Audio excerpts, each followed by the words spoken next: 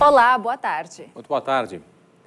O feriadão de Nossa Senhora Aparecida foi de caos. As chuvas que caíram desde a semana passada deixaram milhares de desabrigados no estado. Vamos ao vivo com a repórter Angélica Coronel, que tem as informações das regiões atingidas pelas águas. Boa tarde, Angélica. Oi, boa tarde, Lívia. Olha, segundo a Defesa Civil do Estado, pelo menos 10 mil casas e praticamente 50 mil pessoas em 57 municípios foram atingidas pelas chuvas dos últimos dias.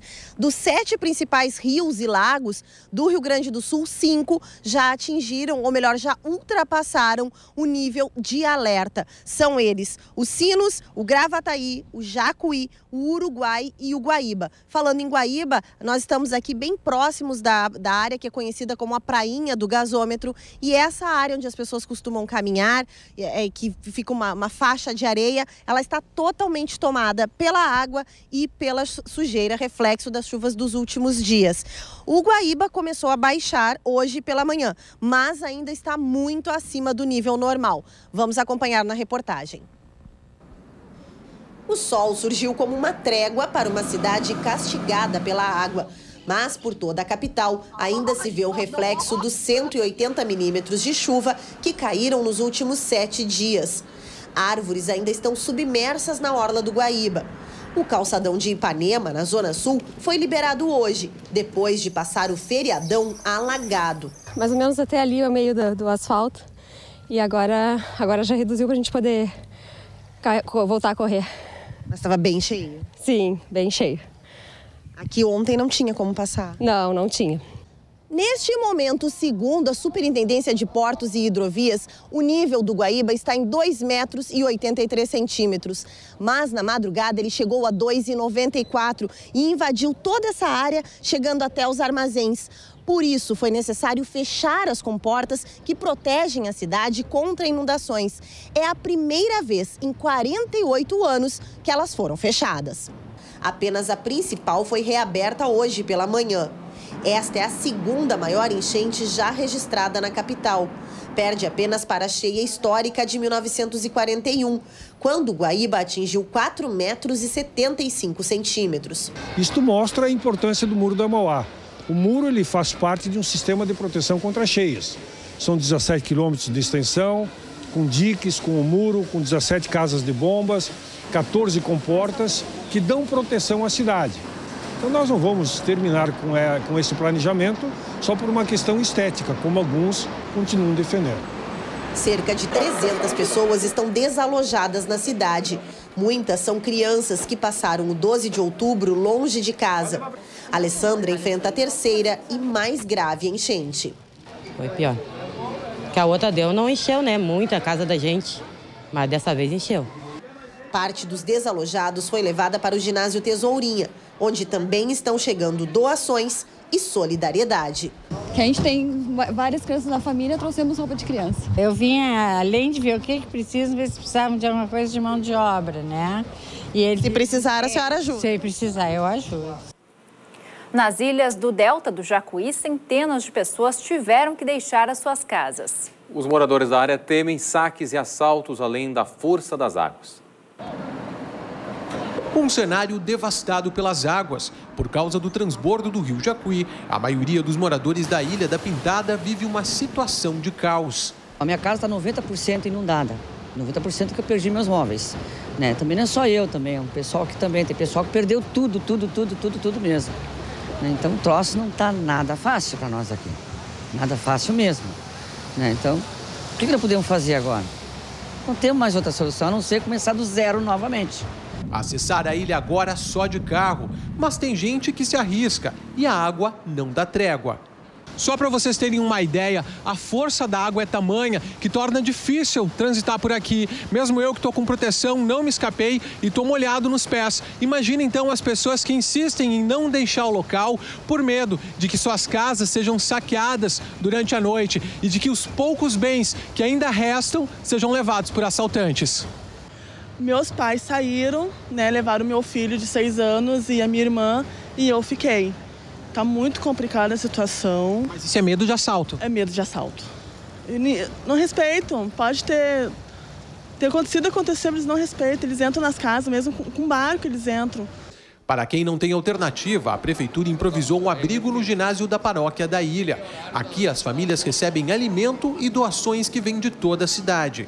Tá muito bom o atendimento, muito bom. As gurias são muito excelentes. Eu estou ajudando na cozinha, cozinhar lá com as gurias. Tá tudo legal. Então vocês estão se organizando como pode, um para ajudar o outro? Um ajudando os outros. No lugar também foi montada desde cedo uma força-tarefa da Secretaria de Saúde. A maior preocupação é com quem teve contato com a água do rio. A primeira questão é procurar um serviço de saúde para fazer uma avaliação em relação à cobertura vacinal e uma avaliação médica em relação à profilaxia para leptospirose. E aí tem alguns critérios específicos, aí tem que ver cada caso. Nós conversamos agora com o vice-diretor do Instituto de Pesquisas Hidráulicas da Universidade Federal do Rio Grande do Sul, professor Carlos André Bulhões Mendes. Boa tarde. Boa tarde a você e a todos que nos assistem. Bom, a gente viu aí nas reportagens muitas famílias, né, fora de casa, as águas invadindo as casas. A gente pode dizer que as cidades não foram planejadas para esse excesso de chuvas? Quando chove, há 1 milhão de anos atrás, chovia e a água saía do rio, saía da sua calha e ia para a sua área lindeira, para a lateral. Isso era 1 milhão de anos atrás, há 500 anos atrás, a semana passada, ontem. Chover e inundar a área lateral não é nenhum desastre. O desastre está exatamente em a gente não se preparar, como você colocou. Eu gosto de pensar que um autor do DEP, o Departamento de Esgotos Pluviais aqui de Porto Alegre, um operativo diretor há anos atrás, já aposentado, ele fez um livro sobre a drenagem pluvial de Porto Alegre, cujo título era Prevenir é o melhor remédio. Essa prevenção, infelizmente, ainda não chega. Então, chega no momento do afogadeiro. Por sinal, nesse momento não tem planejamento nem prevenção. Tem, sim, solidariedade com as pessoas que estão aí desassistidas, né? Todos nós, você, eu, todos que estão nos assistindo, é o momento de prestar solidariedade. Vencido esse momento, qual é a pior inundação? É a próxima. Eu não sei quanto vai chover, quando vai chover, mas eu sei se chover onde vai inundar.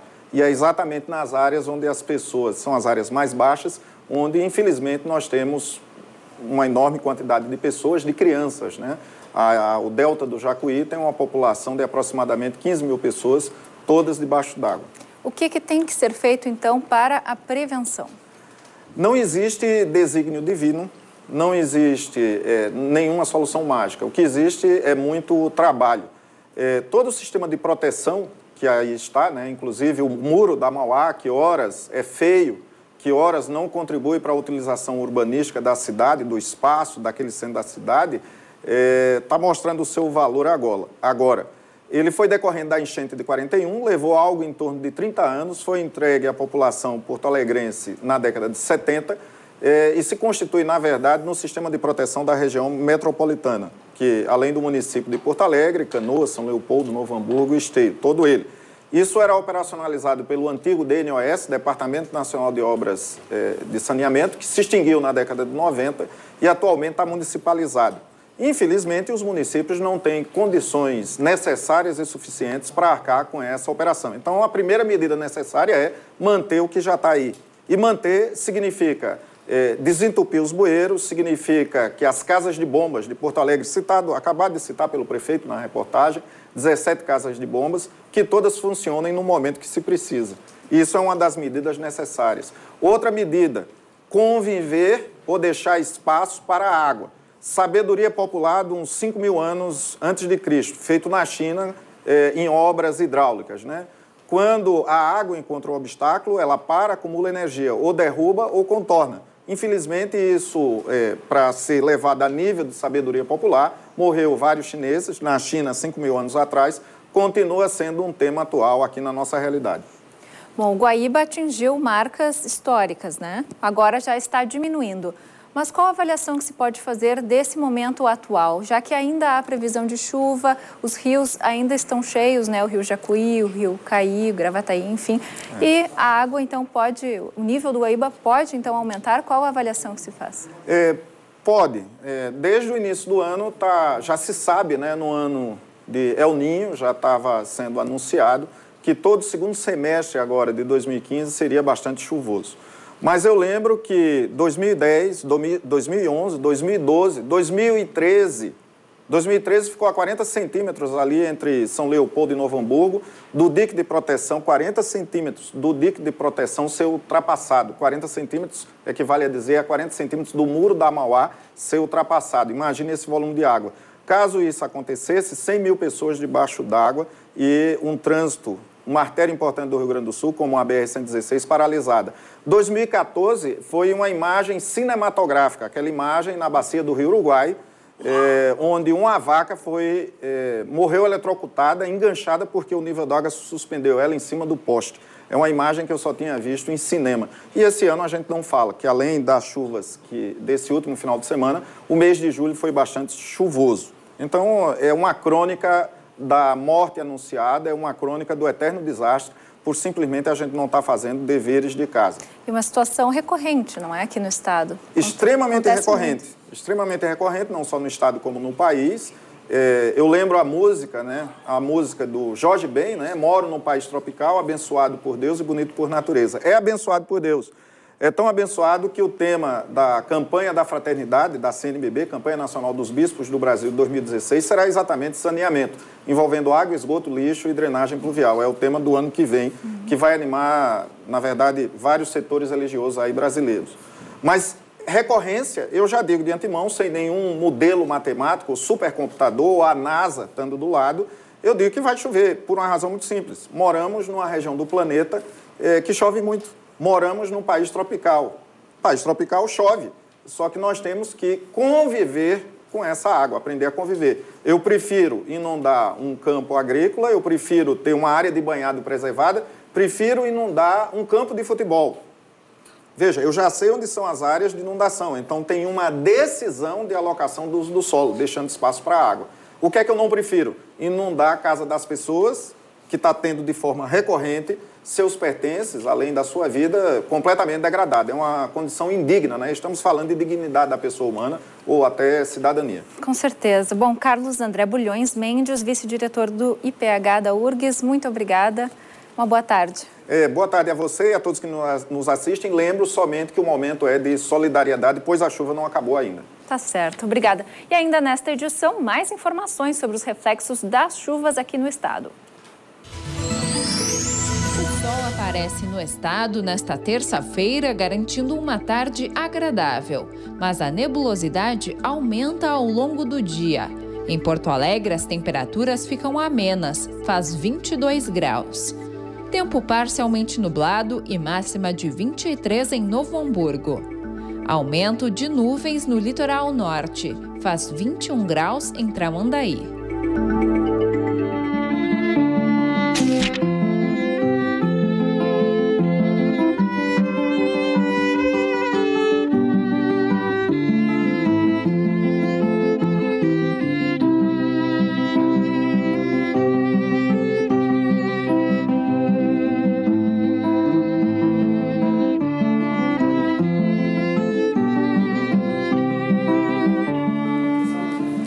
Ainda pela manhã, era intenso movimento de retorno do litoral norte para a capital. O número de pessoas que se deslocou de Porto Alegre para o interior e para o litoral foi um pouco menor do que previsto devido ao fato de várias rodovias estarem bloqueadas pelos estragos causados pelas chuvas e a persistência do mau tempo. Quem volta de viagem pela BR-290 não pode usar, por exemplo, a Avenida João Pereira Maciel por causa dos alagamentos. As autoridades vão divulgar à tarde os números da Operação Viagem Segura. Ao fim da manhã, 65 carros passavam por minuto neste quilômetro da Freeway no sentido litoral Porto Alegre. O que significa que um número significativo de viajantes deixou para voltar à região metropolitana após o encerramento oficial do feriadão. A estimativa é que 70% dos que deixaram a capital tenham ido para o interior e 30% para as praias. A série baseada no TVE Repórter desta semana, vamos abordar a rodoviária de Porto Alegre. A reportagem é de Lisele Félix.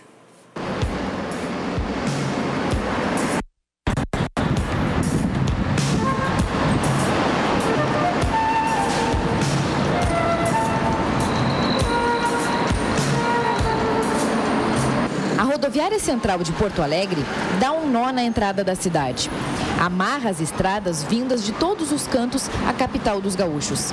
Em 45 anos de existência desta estação, o movimento só aumentou. Mas o barulho constante dos motores não ofusca o que torna esse lugar tão interessante: as histórias de quem circula por ali. Todos os dias, 28 mil pessoas, 28 mil destinos.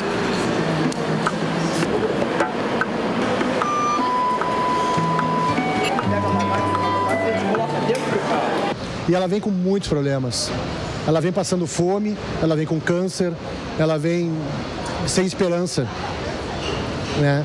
E aí tu te humaniza, porque a gente acaba se cotizando aqui dentro para dar almoço, a gente acaba se cotizando para dar um café da manhã, acaba se cotizando para dar um hospital e acaba se tornando uma rotina.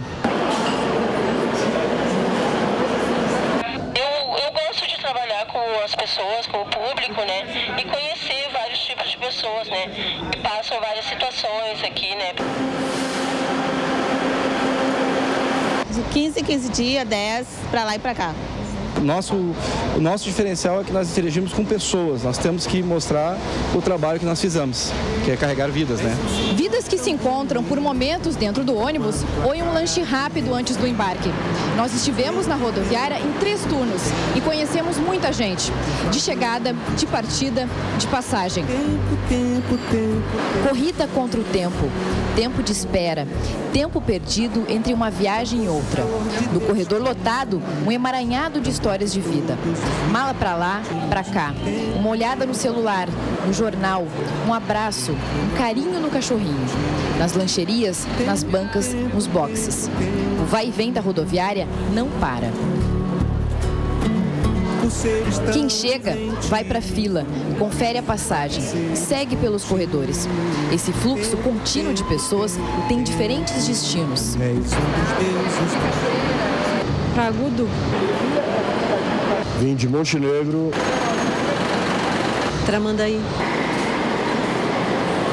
Santa Maria. Farroupilha. Estou indo embora para Caxias do Sul. Charqueadas. E motivos. Vim trabalhar em Porto Alegre. Uma neta que eu estou esperando, vem de Santa Cruz. Negócios. Eu moro aqui porque eu estudo aqui. Você? Casei minha filha para o médico. Médico? É a visita dos meus pais. Eu estou indo a estágio, eu vou para Londrina agora. Ela vai no hospital pelos moldes do aparelho. A Emily veio cuidar dos dentinhos. Muitas outras pessoas se deslocam para consultas médicas. A Ana mensalmente pega o ônibus para Porto Alegre. Ela é gaúcha de São Francisco de Paula, mas mora em Balneário Barra do Sul, em Santa Catarina. Ana estava esperando há mais de 3 horas para voltar para casa.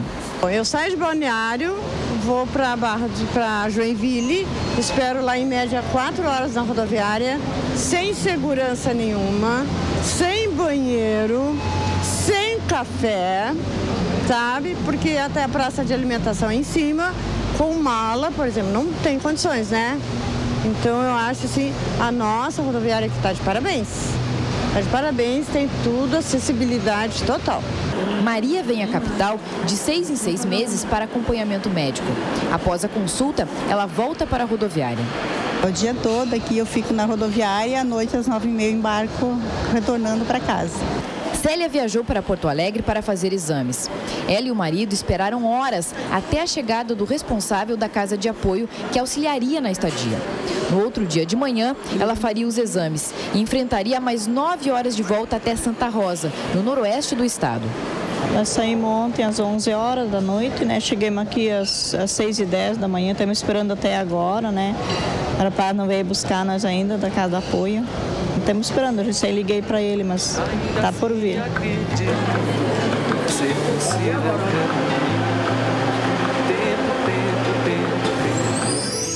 A faixa norte do estado tem aumento da nebulosidade e possibilidade de retorno da chuva no fim do dia. É o caso da Serra Gaúcha. Os termômetros de Caxias do Sul marcam 20 graus. Em Passo Fundo, pode chover à noite, máxima de 22. Em Ijuí, no noroeste, a máxima atinge os 23 graus. Veja daqui a pouco, curso de letras pode ser uma opção de trabalho em diferentes áreas. E em instantes, cooperativas são alternativa em tempos de redução de postos de emprego.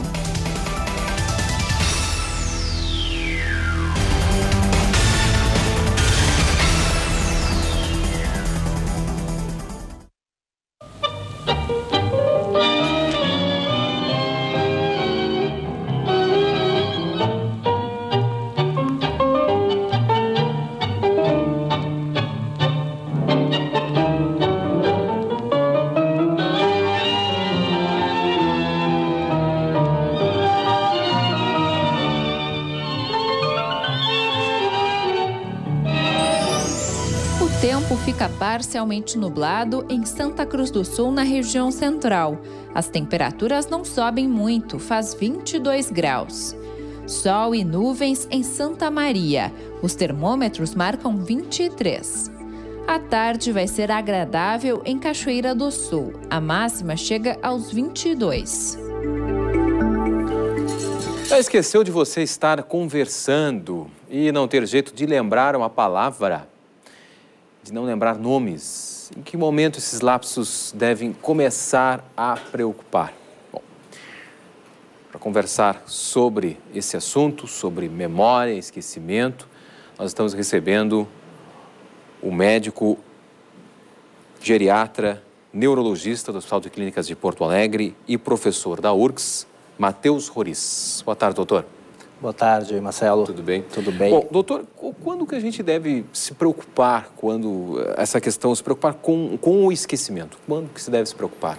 Perfeito. O primeiro ponto importante, Marcelo, é que esquecimentos não são normais do envelhecimento. Essa é a primeira questão que tem que ficar clara. O que é normal do envelhecimento é necessitar um pouco mais de tempo para memorizar aquela questão, né? Mas esquecer não é normal. O que é comum são as doenças associadas ao envelhecimento patológico, né? Como a doença de Alzheimer, a doença microvascular no cérebro, pequenas isquemias, hipertensos, diabéticos. Isso é mais comum no idoso. Não quer dizer que seja normal do envelhecimento. Existem idosos saudáveis com mais de 100 anos com a memória perfeitamente normal. Uhum. Então, por exemplo, como é que a gente pode diferenciar a questão de esquecimento, perda de memória? Existe diferenciação? Claro, claro, existe sim, né? Nós devemos começar a nos preocuparmos quando o nosso esquecimento ele vai piorando gradativamente. Tá? Piorando? Piorando. Tá, por exemplo, este ano, como média, eu estou esquecendo mais do que no ano anterior. E no ano anterior, a minha memória ainda estava melhor do que há 3 anos. Uhum. Quando há uma progressão desse modo, isso pode estar sugerindo uma doença neurodegenerativa, como a doença de Alzheimer, como a doença microvascular.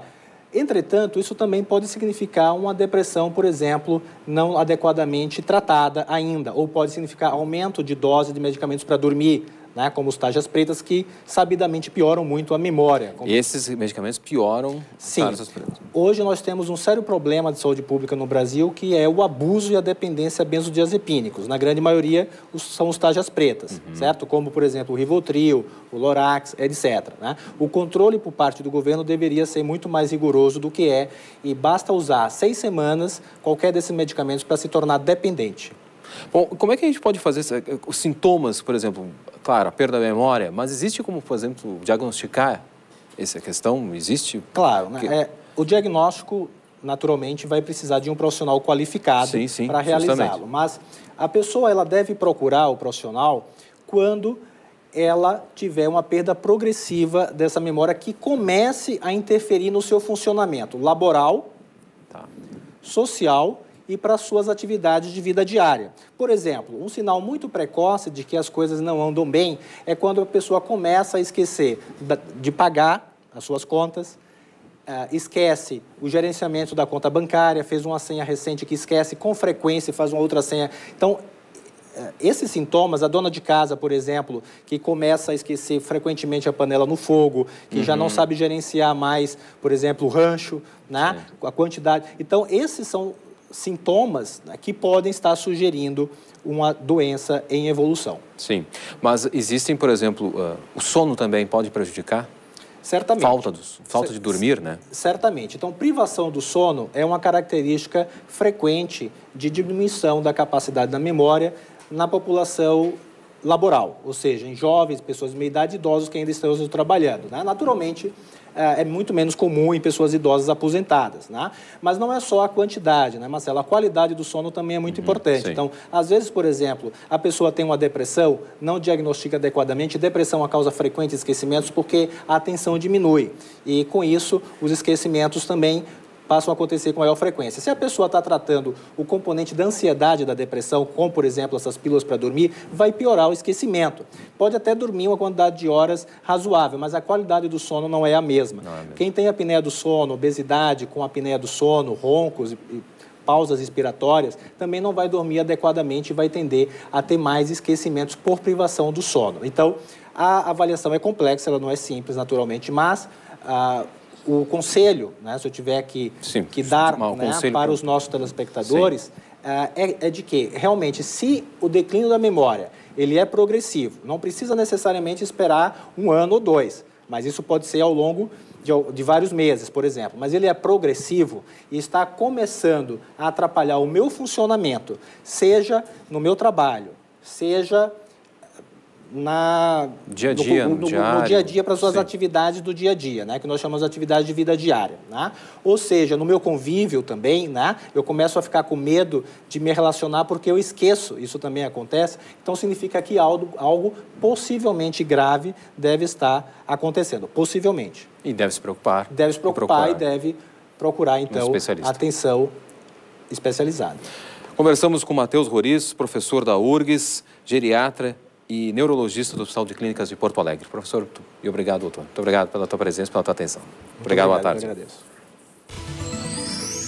O sol aparece entre nuvens em Uruguaiana, na fronteira oeste. O dia será de grande variação térmica, mínima de 9 e máxima de 24 graus.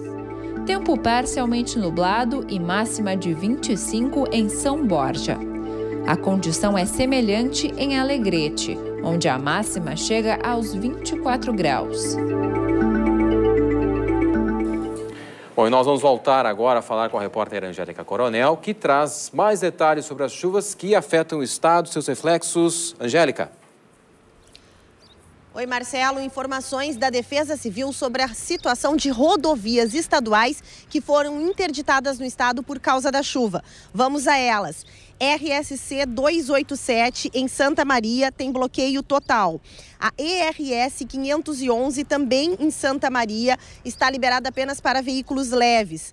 A RSC 453 em Torres, o asfalto cedeu 4 metros de profundidade. A RSC 287 em Montenegro tem bloqueio parcial e a ERS 115 em Gramado, entre Três Coroas e Gramado, tem bloqueio total. E em todo o estado são 49.228 pessoas atingidas pelas chuvas. Os municípios de Arambaré, Dom Feliciano e Uruguaiana foram os últimos que completaram essa lista, deixando o Rio Grande do Sul com 57 cidades prejudicadas. Hoje, o governador do estado, José Ivo Sartori, deve decretar estado de emergência coletivo, ou seja, um único decreto que vale para todo o Rio Grande do Sul. Em Eldorado do Sul, na região metropolitana de Porto Alegre, metade da população foi atingida pela chuva, que é consequência da alta das águas do rio Jacuí e Guaíba. Essa é a terceira enchente do ano em Eldorado do Sul, o que levou a prefeitura a decretar estado de emergência pela segunda vez em menos de 3 meses. Pelo levantamento da Defesa Civil, 35% da cidade está alagada. A situação ficou mais crítica no sábado. A água invadiu as ruas de 6 bairros. 4 escolas estão sem aulas. Também estão sem atendimento o posto de saúde, a farmácia popular e o serviço de vigilância em saúde. Hoje pela manhã, moradores tentavam voltar para suas casas. Eu creio que uns 10 dias para voltar para dentro de casa e fazer a faxina, no mínimo. Essa é a maior enchente da história do município, emancipado em 1988. Mas moradores mais antigos dizem que dessa vez a água subiu mais do que na grande enchente de 1967, quando Eldorado do Sul ainda pertencia ao município de Guaíba. Desde todas as enchentes que eu frequentei aqui, essa foi uma das maiores. Não teve outra enchente igual essa aqui. Nunca. Eu tenho 54 anos. Me criei aqui. 18 mil pessoas foram atingidas. É mais de metade da população do município. 2.000 pessoas estão abrigadas em casas de familiares. Outras 250 estão no ginásio municipal. Nós estamos aqui desde sábado, certo? E aí a gente não tem previsão para voltar, porque a água não está baixando. Lá embaixo, onde a gente mora na chácara, não está baixando, né? A gente não tem condições de voltar, porque a água está batendo acima do joelho. Dessa vez a enchente foi pior, porque além da cheia no rio Jacuí, o vento sul represou o Guaíba, o que fez com que a água invadisse rapidamente as ruas e em grande quantidade.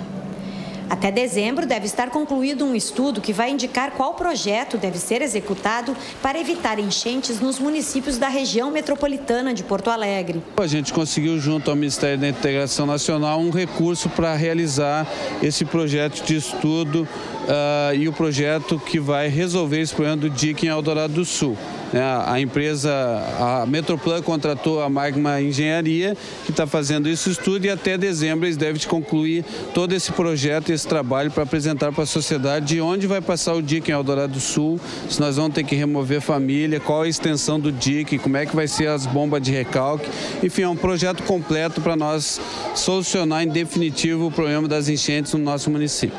A Defesa Civil permanece em alerta.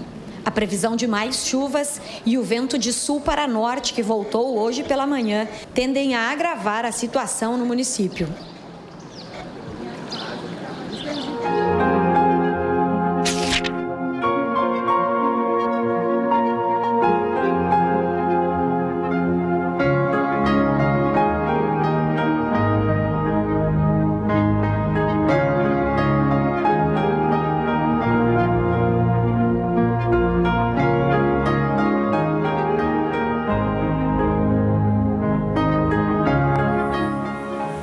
De acordo com o Ministério da Educação, nos próximos 6 anos, 40% dos cerca de 507 mil professores do ensino médio brasileiro devem se aposentar.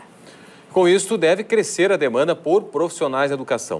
O curso de letras é uma das opções para quem pretende seguir a licenciatura e ainda possibilita a atuação em diferentes áreas. Luana é professora do ensino médio no Colégio Antônio Alves Ramos. Na adolescência, quando começou a pensar sobre a profissão que gostaria de seguir, a opção foi pelo jornalismo. Anos mais tarde, decidiu ingressar no curso de letras do Centro Universitário Franciscano.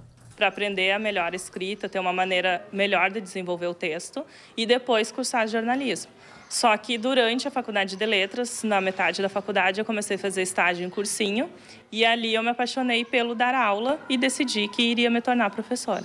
Hoje, Luana concilia o trabalho como professora com as aulas do curso de jornalismo da instituição e percebe o quanto o conhecimento adquirido no curso de letras português contribuiu para esta nova etapa de estudos. Se eu tenho um bom texto hoje no jornalismo, é em função de já ter cursado letras e justamente por trabalhar com as disciplinas de português e literatura, eu leio muito e preciso pesquisar diversos temas. Hoje, o profissional graduado em letras pode atuar em diferentes áreas do mercado de trabalho.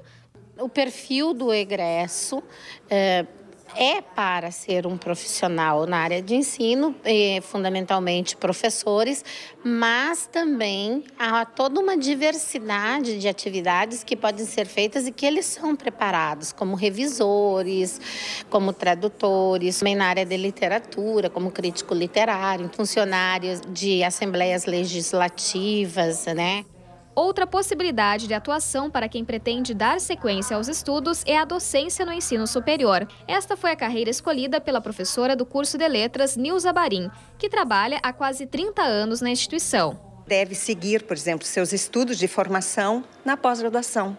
Chegar, por exemplo, no estricto sensu, fazer um mestrado, fazer o seu doutorado e depois, possivelmente, atuar como professor da área da linguagem e os seus diferentes multiletramentos, como nós costumamos dizer hoje, no ensino superior. E o Banrisul abriu o concurso para o cargo de escriturário, salário quase R$ 1.800. A inscrição ao custo de R$ 67,80 deve ser feita até o dia 22 de outubro pelo site da Fundação para o Desenvolvimento de Recursos Humanos.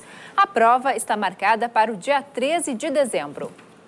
São 300 vagas, mas a perspectiva é de que um número muito maior de aprovados seja chamado. No último concurso do Banrisul, em 2009, eram 500 vagas, mas mais de 5.000 pessoas assumiram. Este professor de curso preparatório afirma que a prova deste ano vai ser mais difícil do que o último exame. Além das provas de legislação, que agora são obrigatórias, a matemática deve trazer mais conteúdos. A matemática financeira já não é mais só financeira, agora tem a financeira e tem matemática básica também. Ou seja, o conteúdo de matemática e de raciocínio lógico aumentou bastante. E na parte de informática, os novos softwares, né? Porque em 2009, os softwares eram daquela época, né? E hoje em dia já mudou bastante. Nós temos o Windows 8, o Windows 7, temos o Excel 2010... Já o concurso dos Correios, que ia oferecer 2.000 vagas em todo o país, foi suspenso pelo Ministério do Planejamento. Mas a dica é continuar estudando. A gente diz que não se estuda para passar em concurso, mas até passar em concurso. A média que se faz, em geral, é que um concurso difícil, como são os concursos federais, por exemplo, que é o caso da suspensão, para a pessoa poder ter uma aprovação em que garanta a sua nomeação, são 7 concursos que ela tem que fazer até ser nomeada. Então, 8 meses não são nada em termos de concurso. A pessoa não pode parar de estudar ou se desmotivar. A taxa de trabalhadores sem carteira assinada deve aumentar no Brasil até o ano que vem, segundo dados da Organização Internacional do Trabalho. Por isso, alternativas de modelo de emprego podem ter crescimento acima do previsto. As cooperativas, onde pessoas com interesses comuns se reúnem para oferecer prestação de serviços, garantem postos de trabalho.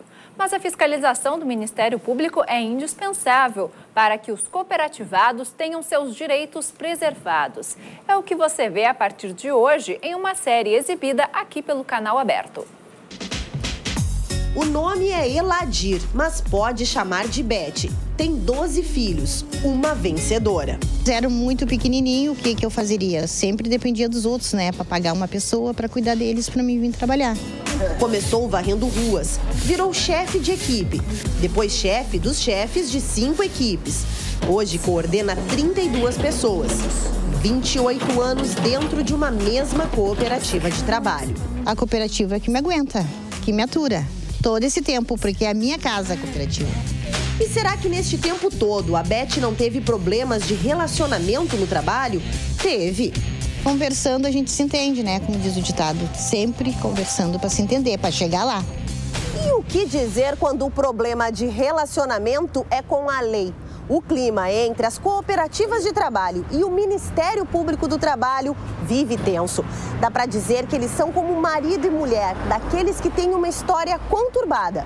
Vivem brigando, mas precisam um do outro. Existem vários tipos de cooperativas de trabalho. As mais conhecidas são voltadas para serviços como varrição de ruas, reciclagem de lixo, construção civil ou a confecção de algum produto. Em 2005, existiam 841 cooperativas desse gênero no Rio Grande do Sul. Hoje, não chegam a 40.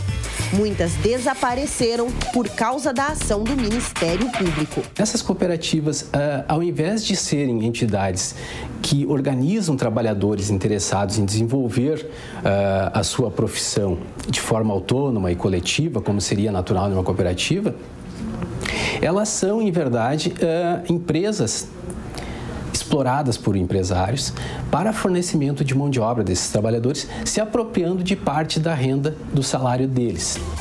Está certo que as brigas vêm diminuindo. O número de novas denúncias caiu de 2013 para cá. Mas os ressentimentos do passado permanecem.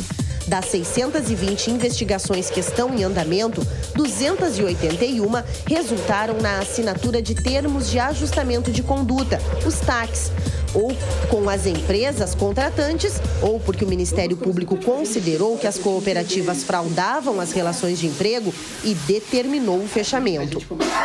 A que funcionava neste prédio atuava em cidades grandes como Porto Alegre, Canoas e Santa Maria. O MPT considerou que os empregados foram privados de direitos como férias, 13º e FGTS.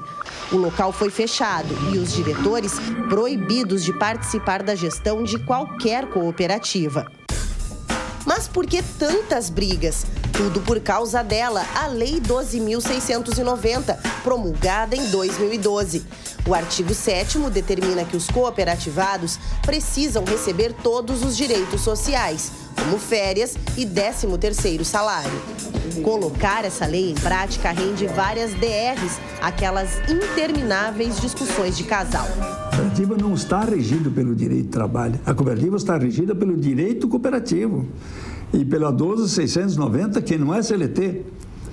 Que não é a CLT que regula as relações de trabalho. E também não é o serviço público, o estatuto do funcionário público rege, muito menos o serviço de um autônomo. É a 4ª relação que não é reconhecida. Quando vamos ter esse reconhecimento por parte dos poderes públicos do Brasil? É o que você vai ver amanhã, na 2ª reportagem da série sobre as cooperativas de trabalho. Bom, a gente vai continuar falando aqui agora sobre a questão de empreendedorismo. Os programas de incubação de empresas têm como base a cultura empreendedora, que parte do conhecimento e da inovação. O que leva o empresário a fazer uso desse método para desenvolver a sua empresa? Para conversar um pouco sobre esse assunto, estamos recebendo o empresário, o Gustavo Bach. Boa tarde, Gustavo. Tudo bem? Boa tarde, Marcelo. Tudo. O que te levou, então, à questão de incubar? Bom, muitas startups começam com o conceito de uma garagem. Mas uma garagem, como ela própria fala, eu acho que tu se sente muito sozinho.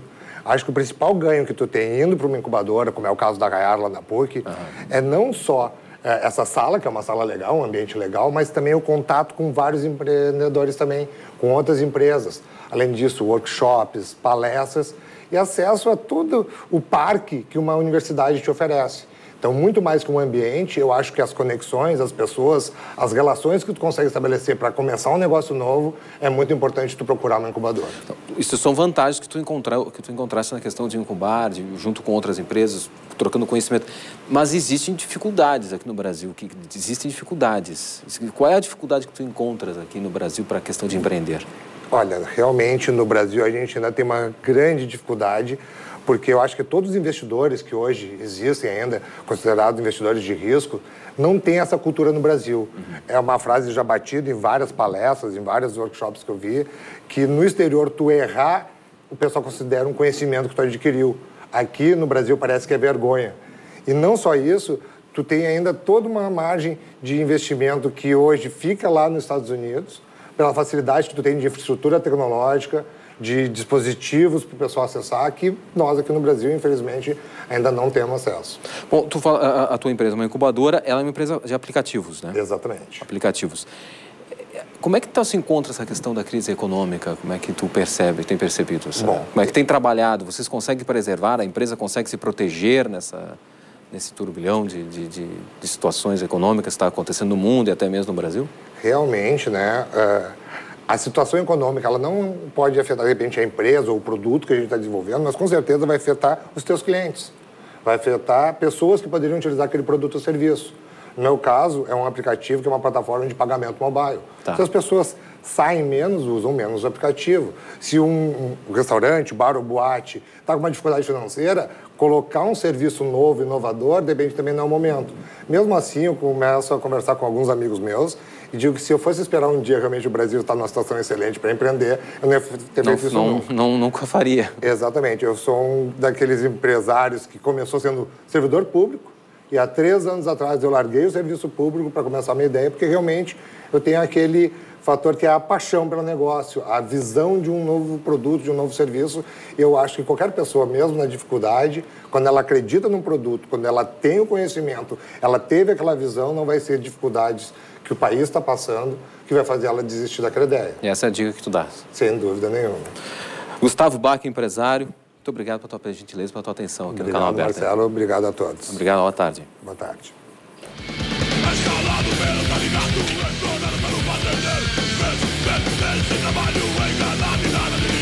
Objeto descartável, coagido pelo medo, latifundo escravagista, opressão pelo desespero, quanto custa o homem nu, expresso da escravidão.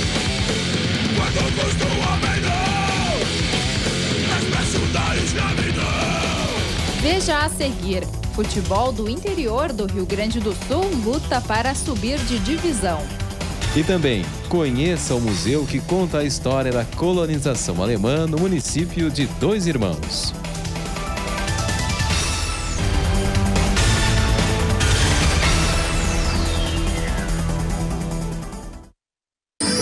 A campanha gaúcha teve um amanhecer de tempo firme e baixas temperaturas. Fez 8 graus em Bagé. A máxima chega aos 21. Sol e nuvens em Pelotas. Os termômetros ficam na marca dos 20 graus. Mesma previsão para Rio Grande. Céu com variação de nebulosidade e máxima de 20. Nosso assunto agora é esporte. Canal aberto, Farid Germano Filho, muito boa tarde. Muito boa tarde, Marcelo. Boa tarde aos telespectadores do Canal Aberto. Nós vamos conversar hoje com uma revelação do Hapkido, do Rio Grande do Sul, mas antes nós vamos falar de futebol. Na Série D, começamos pela Série D, o Ipiranga de Erechim empatou com a Caldense em 1-1. O Lajadense perdeu para o River do Piauí por 3-0. Os times gaúchos jogaram fora e decidem em casa, no final de semana, acesso à Série C. O Brasil de Pelotas vai contar com o apoio da torcida para a decisão no Ceará. Você está vendo aí o gol do Brasil, o gol do Brasil na vitória contra o Fortaleza 1-0, Bento Freitas lotado no domingo. Pois a torcida do Brasil, a torcida Chavante, está mobilizada para a decisão do próximo sábado, agora, 4 da tarde, com televisionamento, transmissão da nossa TVE no Estádio Castelão. Uma excursão sai de Pelotas na noite desta terça-feira, hoje, hein, rumo ao Ceará. São 3 dias e meio de viagem até a capital cearense. 4.505 quilômetros de estrada para acompanhar o Chavante na partida decisiva que pode levar o Brasil à Série B em 2016. 0-0 classifica o Brasil, 1-1 vai para os pênaltis, qualquer vitória da Brasil e, claro, que se Fortaleza fazendo mais de 2 gols de diferença, acaba ganhando a classificação. O Brasil de Pelotas que conta com o apoio do seu torcedor, aeronaves também estão sendo locadas para que possam levar a torcida Chavante, para a capital do Ceará, para Fortaleza. Só uma observação rápida, o Brasil vai jogar em Fortaleza, no Castelão, contra a seleção da Venezuela e não venderam todos os ingressos, pois todos os ingressos para Fortaleza e Brasil de Pelotas, 62 mil já foram vendidos. No Canal Aberto, nós vamos falar com uma revelação do Hapkido gaúcho. Matheus Oliveira, tudo bem, Matheus? Tudo bom, boa tarde. Boa tarde. O que não falta... Olha para aquela câmera ali, ó. O que não falta é medalha nesse peito, hein? É. Quantas medalhas, Matheus? Tens 14 anos? Sim. Começasse quando no Hapkido? Em 2007.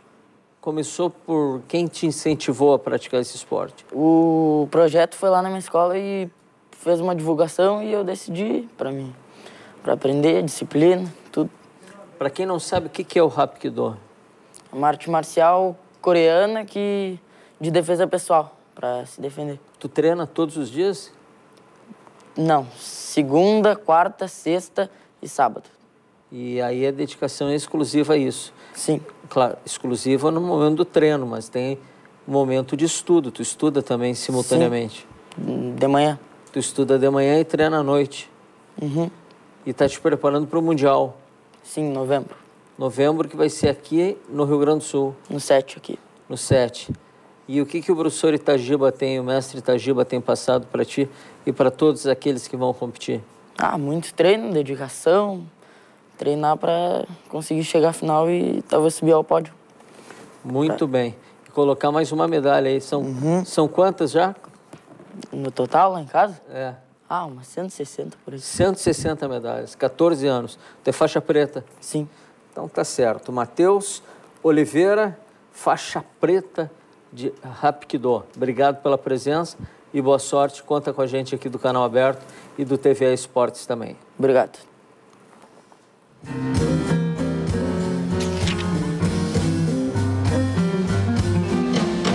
Brother Neto.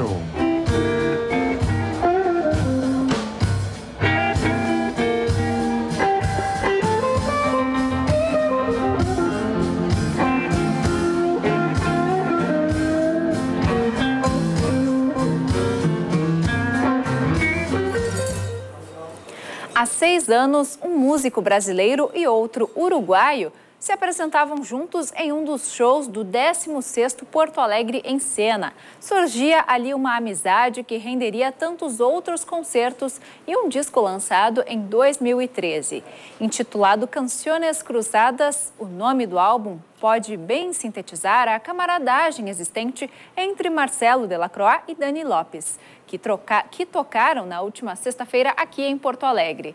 E esse álbum é o tema do comentário do apresentador do programa Cantos do Sul da Terra, da FM Cultura, Demétrio Xavier. Demétrio, grande parceria essa, não é? Boa tarde. Boa tarde, Lívia. Sem dúvida nenhuma, uma parceria fundamental, uma parceria fundadora, no sentido de que aponta um caminho muito interessante para a gurizada que está fazendo música nessa nossa região de fronteira. Deixa eu te dizer uma coisa assim, cielo, ruína de Babel, avança sobre nós de um modo assustador. Parece que eu estou falando da chuva no Rio Grande do Sul. Não, isso é a letra de Gente Buena, uma versão de Gente Boa.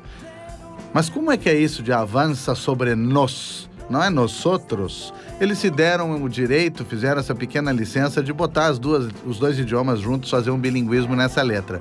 Mas o que é interessante neste trabalho é o que me faz falar para ti e para todos vocês sobre a nossa região de fronteira. Porque a gente sempre pensa na fronteira só como aquela linha do contorno político, e não é assim. Toda a nossa região é definida por essa ideia de comunidade, de lugar comum com os países limítrofes. A história explica a gente assim também. Isso é o que torna esse disco tão interessante. Tem outros muitos trabalhos em que artistas gaúchos de alguma maneira trocam figurinha com artistas argentinos e uruguaios. Mas este Canciones Cruzadas é feito de uma maneira totalmente comum. A gente lê uma letra, ou ouve uma letra, e não sabe se ela nasceu em espanhol ou em português. De tão natural que é esse processo. Ela é feita assim, o disco é feito assim.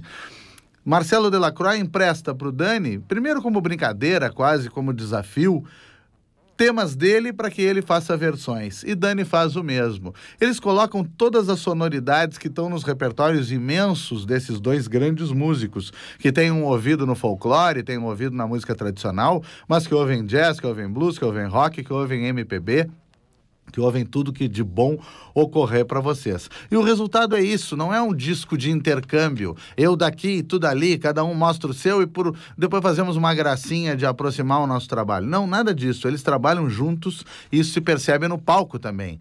Isso é oportuno comentar agora porque eles têm mostrado esse trabalho de novo em uma gira que está acontecendo por aí. Mas para vocês terem uma ideia dessa ideia de aldeia que esse disco passa, de uma grande aldeia do sul da terra, vejam as participações especiais, só para ter uma ideia. Renato Borghetti, Ernesto Fagundes, Veco Marques, Pedro Figueiredo, Marcelo Corsetti, Ângelo Primon, isso daqui.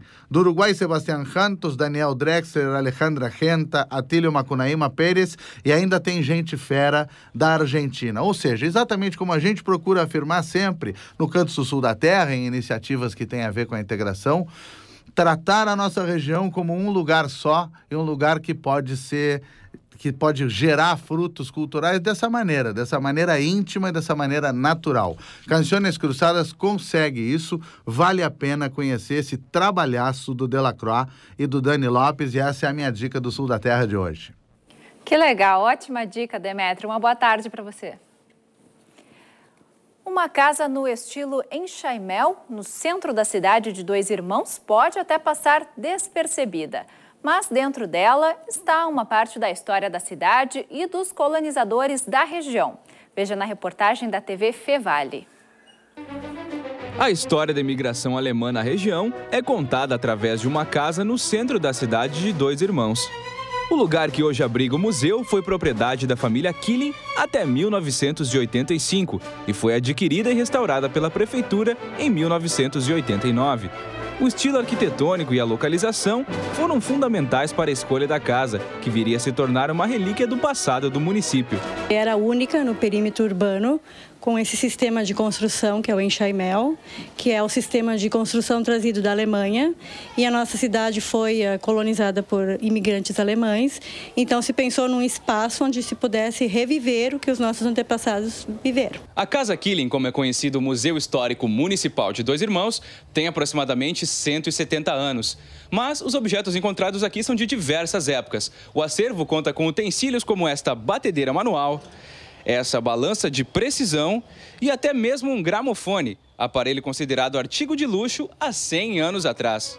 E de fato são os objetos que ajudam a contar a história alemã. A mercearia na entrada, os utensílios de trabalho no sótão e a cozinha reconstruída. Tudo isso faz com que os visitantes façam uma viagem ao século XIX.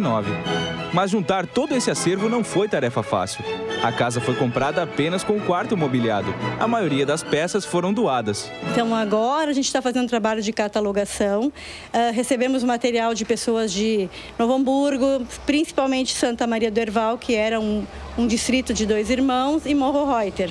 E essas pessoas, então, queriam que a história das famílias delas ficasse em algum lugar seguro, como eles dizem, e que pudesse ser visto por muito tempo. São materiais de 100 anos, tem materiais de 40 anos e tem materiais de 120 anos. Na Semana Nacional dos Museus, a Casa Killing recebeu alunos que participaram de oficinas para aproximar a cultura alemã das crianças. Mas está sempre aberta durante todo o ano para contar a história dos colonizadores e nos aproximar um pouco mais da cultura alemã, tão presente em nosso estado. É de terça a sexta, das 7h30 às 11h30. Das 13 às 17 e nos finais de semana só à tarde, sábado e domingo, das 13 às 17. É aberto ao público, é de graça, né? A entrada é franca.